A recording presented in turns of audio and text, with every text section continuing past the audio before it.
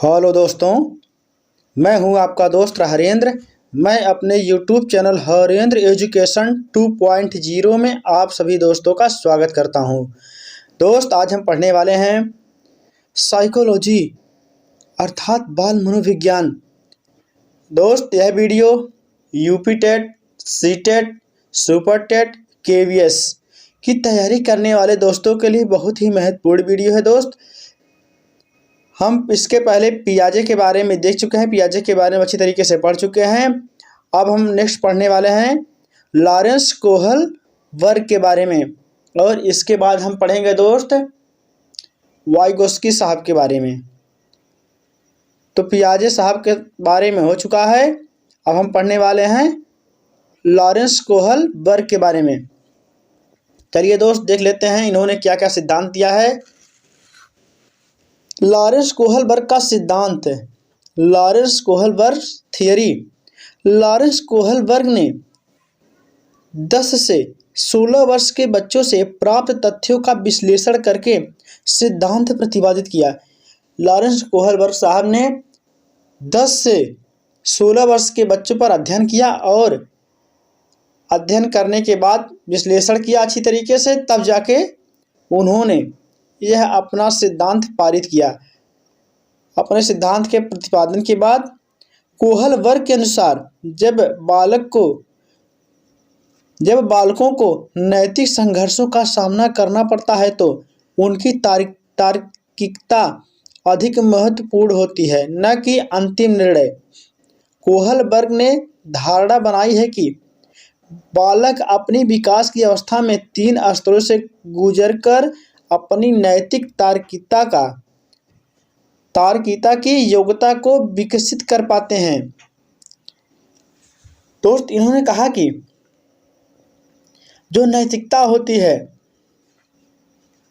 यह बालक में तार्किकता के द्वारा, अर्थात जितना वह तर्क करेगा, जितना वह कल्पना करेगा, समझेगा, उतना ही बेहतर वह कर पाएगा।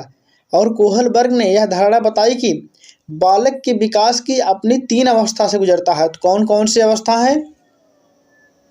पहला है प्राक रूढ़िगत नैतिक स्तर, इसके बाद आ जाता है दूसरा हमारा रूढ़िगत नैतिक स्तर, और तीसरा आ जाता है उत्तर रूढ़िगत नैतिक स्तर। पहले हम देखेंगे प्राक रूढ़िगत नैतिक स्तर के बारे में हम देखेंगे। प्राक रूढ़िगत नैतिक स्तर, लेवल ऑफ प्री कन्वर्सनल लेवल। यह अवस्था 4 से लेकर 10 वर्ष की आयु तक होती है। इन्होंने प्राक रूढ़िगत नैतिक स्तर को कितना बताया कि 4 से लेकर 10 वर्ष तक के बच्चे का जो आयु होती है वह प्राक रूढ़िगत नैतिक स्तर के अंतर्गत आता है। इस अवस्था में नैतिक तर्कड़ा, मोरल रीजनिंग दूसरे लोगों के मानकों से निर्धारित होता है, न कि सही था गलत के अपने अंतःकृत मानकों के द्वारा। अर्थात बच्चे यहाँ किसी भी व्यवहार को अच्छा या बुरा उसके भौतिक परिणामों के आधार पर कहते हैं। इसके अंतर्गत 2 अवस्थाएं हैं, अर्थात बच्चा जो है उसके अच्छाई और बुराई को दूसरों के द्वारा देखा जाता है, निर्धारित किया जाता है। और इसकी 2 अवस्थाएं हैं, दंड एवं आज्ञाकारिता उन्मुखता। पहला हमारा है कि इस अवस्था के बच्चों में दंड से दूर रहने का अभिप्रेरण अधिक मजबूत होता है। इस अवस्था में बच्चे प्रतिष्ठित या शक्तिशाली व्यक्ति या प्रायः माता पिता के प्रति सम्मान दिखलाता है, और ताकि उसे दंड ना मिल सके। अर्थात बच्चा माता पिता के सामने या किसी प्रतिष्ठित व्यक्ति या शक्तिशाली व्यक्ति के सामने वह अपने आप को इस तरीके से प्रस्तुत करना चाहता है ताकि उसे सम्मान मिले, उसे दंड न मिले। किसी भी कार्य व्यवहार की नैतिकता को यहाँ व्यक्ति उसके भौतिक परिणामों के रूप में परिभाषित करता है। अर्थात उसकी नैतिकता को हम उसके भौतिक परिणामों को देखकर ही निश्चित करते हैं और नेक्स्ट हमारा आ जाता है साधनात्मक सापेक्षवादी उन्मुखता। इस अवस्था में यद्यपि बच्चे पारस्परिकता तथा सहभागिता के स्पष्ट सबूत प्रदान करते हैं, यह छल योजित तथा आत्म परिपूरक पारस्परिकता होती है, न सही अर्थ में न्याय, उदारता, सहानुभूति पर आधारित होती है। यहाँ अदली बदली भाव का भाव मजबूत होता है, अर्थात बच्चा परस्पर सहयोग के द्वारा, सहभागिता के द्वारा कार्य को करता है और उसके अंदर सही मायने में उदारता का भाव उत्पन्न होता है। और यदि बच्चा जो सही है, जो नैतिकता कहती है, यदि वह उस तरीके से कार्य नहीं कर पाता, तो बालक के अंदर तमाम प्रकार की जैसे छल योजित विचार आ जाते हैं और वह अन्य कार्य में लग जाता है।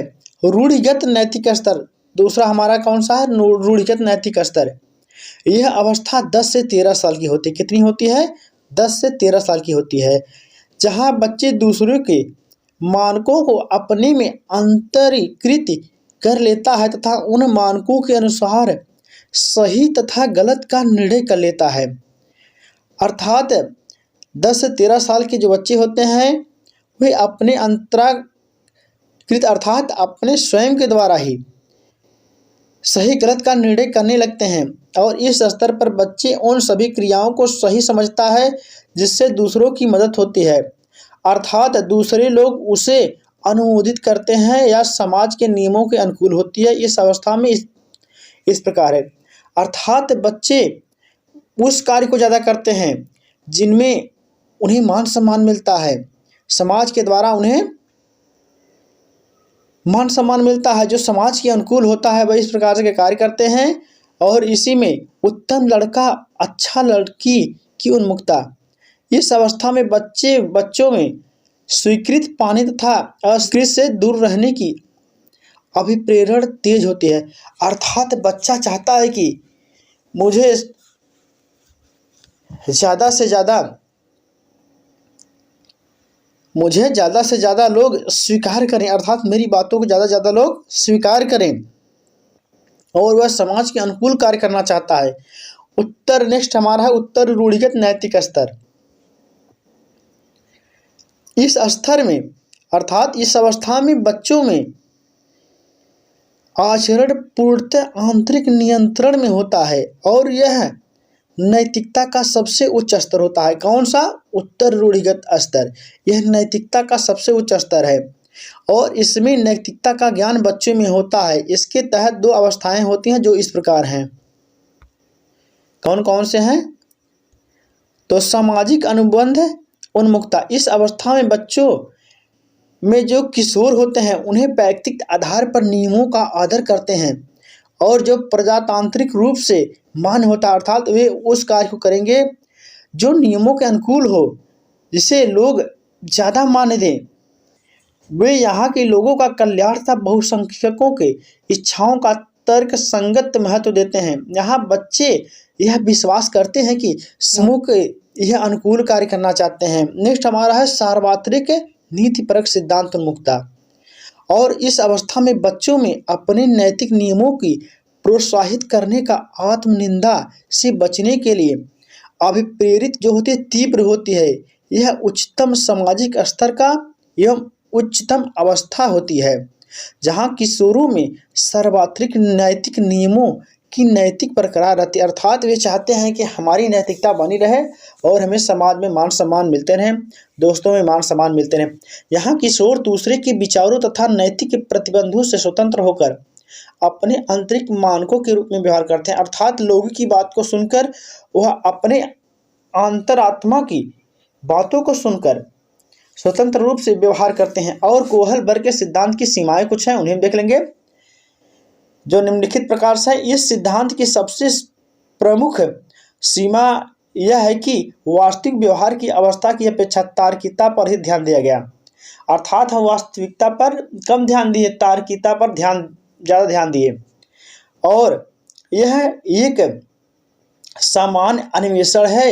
इसमें प्रत्येक अवस्था के बालक आसपास जब प्रेक्षक न हो तो वह अपने आयु संवर्ग की नकल करते हैं या उन्हें उत्तर बताते हैं। प्रेक्षक प्रत्येक बालक को ईमानदारी से व्यवहार करने के लिए प्रोत्साहित करता है और बेईमानी से व्यवहार करने वाले कुछ बालकों को हतोत्साहित करता है। यह कर सकता है कि एक बालक का नैतिकता व्यवहार बहुत कमजोर हो सकता है। अर्थात जो बालक दूसरे की देख के नकल करते हैं, दूसरे की कॉपी से नकल करके लिखते हैं, तो यह माना जाता है कि उसकी नैतिकता बहुत कमजोर है।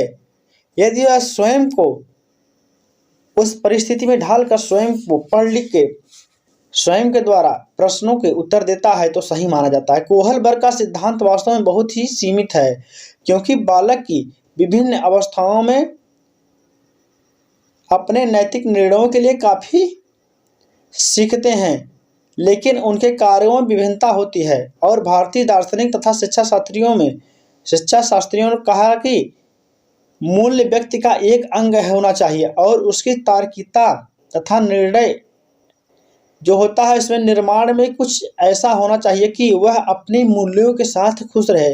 अर्थात उसे ऐसा मूल्य सीखना चाहिए कि जिन मूल्यों के साथ वह बालक का वृद्धि विकास हो सके और समाज में अपने आप को समायोजित कर सके। दोस्त, मेरा वीडियो कैसा लगा?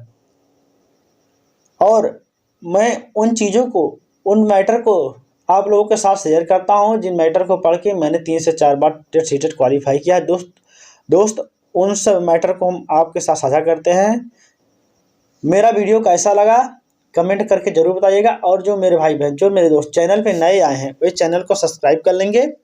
दोस्त, आज की वीडियो में इतना ही। मिलते हैं नेक्स्ट वीडियो में, तब तक के लिए जय हिंद, वंदे मातरम।